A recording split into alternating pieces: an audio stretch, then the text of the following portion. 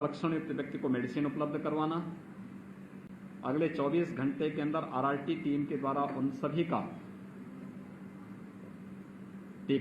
सभी का टेस्ट कराना, ये सभी कार्यक्रम चलते रहे।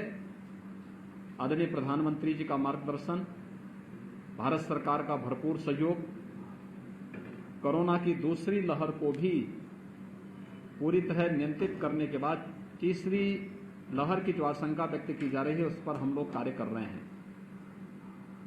खासतौर पर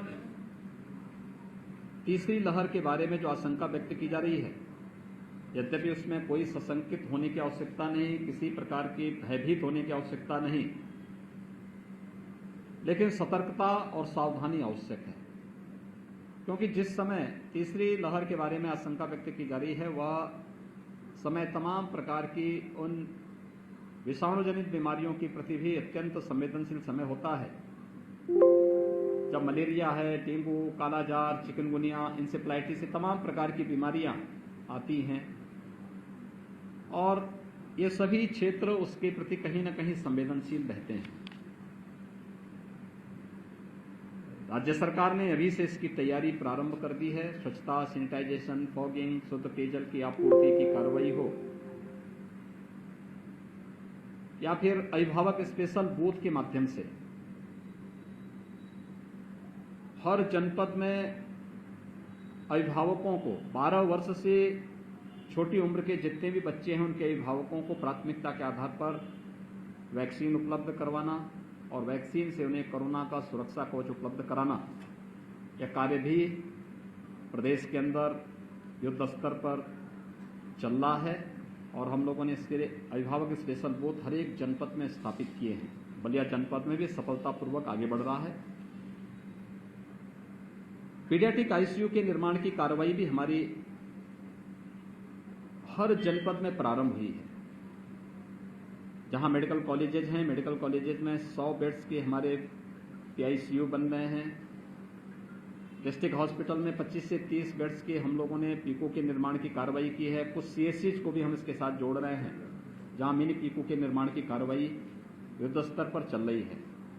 और भी इसके लिए जो भी सावधानी होगी उन सबको करने के साथ ही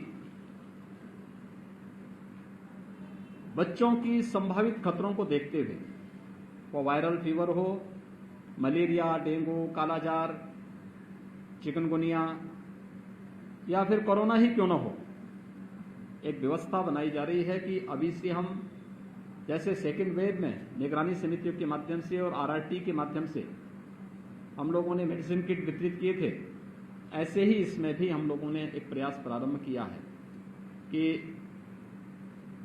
26 जून के बाद व्यापक पैमाने पर निगरानी समितियां जनप्रतिनिधियों के मार्गदर्शन में हर विधानसभा क्षेत्र में विशेष अभियान प्रारंभ करेंगे। अभी से पर्याप्त मात्रा में दवा हर एक जनपद में भेजी गई। इसमें 4 हमने श्रेणियां तय की हैं: 0 से 1 वर्ष की उम्र, 1 से 5 वर्ष का उम्र, 5 से 12 वर्ष की उम्र के बच्चे और 12 से लेकर के 18 वर्ष के युवाओं को भी इसके साथ जोड़ा है। 4 प्रकार के पैकेट हर एक जनपद में पर्याप्त मात्रा में भेजे जा रहे हैं। हमारी निगरानी समितियां डोर टू डोर सर्वे करके इस आयु वर्ग के जो भी बच्चे कहीं भी कोई लक्षण दिखाई देगा, फीवर है, सर्दी जुकाम है, उन्हें मेडिसिन किट उपलब्ध कराएंगे और अगले 24 घंटे के अंदर उनका फिर आरआरटी के माध्यम से टेस्ट करवाने की व्यवस्था। ये 4 प्रकार के कार्यक्रम हम लोगों ने अभी से अपना प्रारंभ कर रहे हैं। वैक्सीनेशन का कार्यक्रम सफलतापूर्वक चल रहा है। वैक्सीनेशन के कार्यक्रम में पूरे प्रदेश में अब तक हम लोग 2,46,00,000 से अधिक लोगों को वैक्सीन उपलब्ध करा चुके हैं। 18 से 44 वर्ष की आयु वर्ग के 53 लाख से अधिक लोगों ने अभी तक उत्तर प्रदेश में वैक्सीन लिया है और बलिया जनपद में भी 2,64,000 से अधिक लोगों ने वैक्सीन लिया है। वैक्सीन की प्रक्रिया को तेज करने की कार्रवाई हो रही है और 21 जून से भारत सरकार ने 18 साल से 44 वर्ष की उम्र के लोगों को भी, 45 वर्ष से ऊपर के लोगों को पहले से ही फ्री में वैक्सीन भारत सरकार दे रही थी, लेकिन हम लोगों ने एक प्रयास प्रारंभ किया है। भारत सरकार ने 18 से 44 राज्यों के ऊपर सौंपा था। राज्य ने 1 मई से अपने यहाँ वैक्सीनेशन प्रारंभ भी कर दिया था, लेकिन अब वैक्सीन की पर्याप्त मात्रा में उपलब्धता और ये फ्री में वैक्सीन भारत सरकार देगी, इसलिए वैक्सीनेशन की गति को और तेज बनाने की कार्रवाई। अभी हम 4 लाख वैक्सीन प्रतिदिन दे रहे हैं।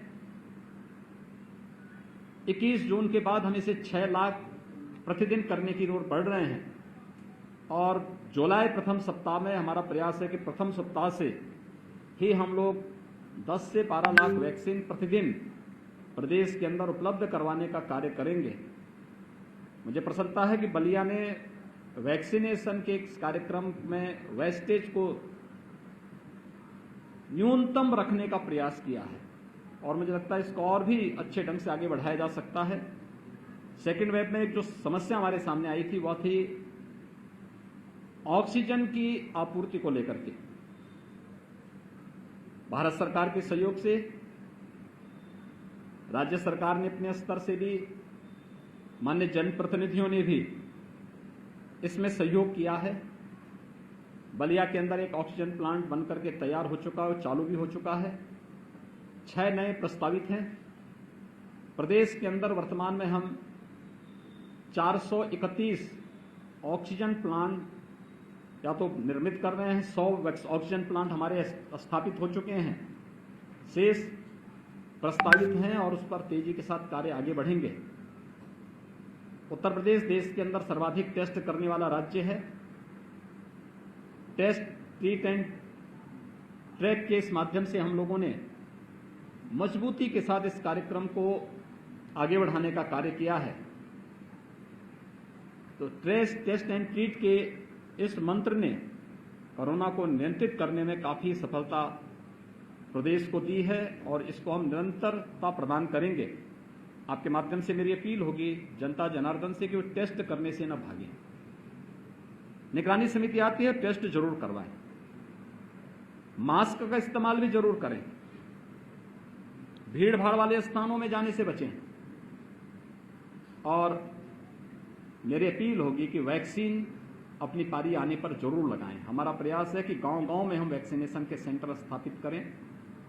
गांव के पंचायत भवन में, गांव के विद्यालय में, अगर पंचायत भवन में ही कॉमन सर्विस सेंटर चल रहा है तो ये बहुत अच्छी बात है, लेकिन हम गांव-गांव तक पहुंचने का कार्य अगले महीने से प्रारंभ करने जा रहे हैं। तो वैक्सीन अपनी पारी आने पर जरूर लगाएं।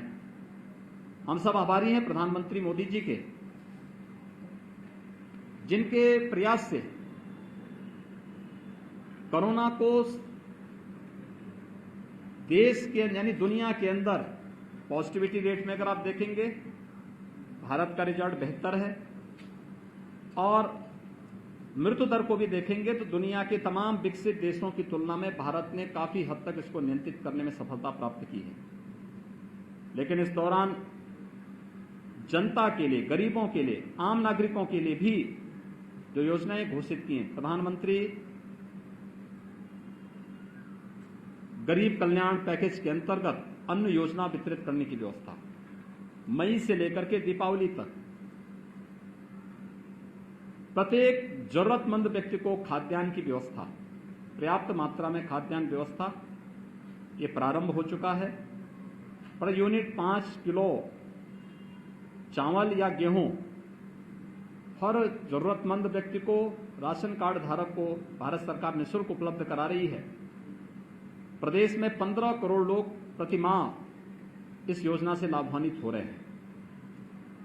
राज्य सरकार भी अपने स्तर पर 3 महीनों के लिए, जून, जुलाई और अगस्त में इस कार्यक्रम को, निःशुल्क खाद्यान्न के कार्यक्रम को अपने स्तर पर दे रही है। यानी 3 महीने मई, जून, जुलाई और अगस्त में प्रत्येक व्यक्ति को 2-2 बार निःशुल्क खाद्यान्न की सुविधा का लाभ प्राप्त होगा। हर जरूरतमंद इस संकट के समय में सरकार के सहारा की अपेक्षा रखता था। राज्य सरकार ने व्यवस्था की है। उस वर्ग को जो डेली कमाने खाने वाला है, लेबर क्लास है, स्ट्रीट वेंडर है, कुली है, या गांव में वह व्यक्ति जो अपनी नित्य प्रति के कार्यों के लिए समाज पे निर्भर रहता था, उन्हें भरण पोषण भत्ता देने की कार्रवाई भी। अभी हमने विगत दिनों जितने भी प्रदेश के अंदर रजिस्टर्ड श्रमिक थे, ऐसे 23 लाख लोगों को भरण पोषण भत्ता की पहली किस्त उन्हें उपलब्ध कराई है।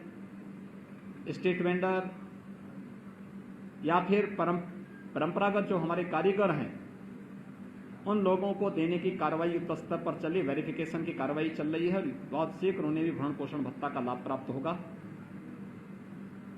बलिया के अंदर स्वास्थ्य सुविधाएं और बेहतर हों, इसके लिए कुछ प्रस्ताव हम लोगों ने यहां जनप्रतिनिधियों ने मुझे उपलब्ध करवाए हैं। देखिए, एक चीज जिसके बारे में बहुत भ्रांतियां पैदा करने का प्रयास हो रहा है, वह है गेहूं क्रय केंद्रों के बारे में।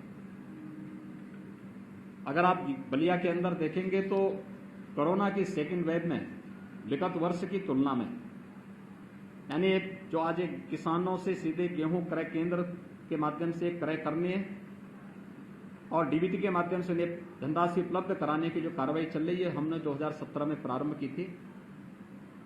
2016 की अगर मैं बात करूं, 2016 में केवल 7 लाख मीट्रिक टन गेहूं का क्रय हुआ था। हम लोगों ने कल तक 54 लाख मीट्रिक टन गेहूं का क्रय सीधे किसानों से किया है। बलिया जनपद में 85,000 मीट्रिक टन से अधिक गेहूं का क्रय अब तक किसानों से हुआ है। अगर विगत वर्ष की तुलना हम करेंगे तो विगत वर्ष मात्र 48,000 मीट्रिक टन गेहूं का क्रय हुआ था, तो 48,000 की तुलना में काफी आगे, काफी ज्यादा गेहूं का क्रय हुआ है। लेकिन फिर भी जिला प्रशासन से कहा गया कि जहां भी वो मंडी हो, जहां पे किसान के द्वारा लाए जाने वाली इस उपज को बरसात से बचाया जा सके, क्रय केंद्र वहां पर 22 तक सुचारू रूप से संचालित करें, जिससे हर एक किसान को इससे राहत मिल सके। किसान के हित के लिए, श्रमिकों के हित के लिए, स्ट्रीट वेंडर के हित के लिए, एक सामान्य नागरिक के हित के लिए सरकार पूरी प्रतिबद्ध तरीके से कार्य कर रही है। हम न केवल कोरोना के खिलाफ इस लड़ाई को जीतेंगे, बल्कि विकास की प्रक्रिया को तेजी से आगे बढ़ाते हुए जो स्वास्थ्य सुविधाओं को और बेहतर करने की दिशा में जो प्रस्ताव यहाँ पे हमारे जनप्रतिनिधियों ने उपलब्ध कराए हैं, सरकार उस पर गंभीरतापूर्वक विचार करते हुए उस कार्यक्रम को आगे करेगी। धन्यवाद।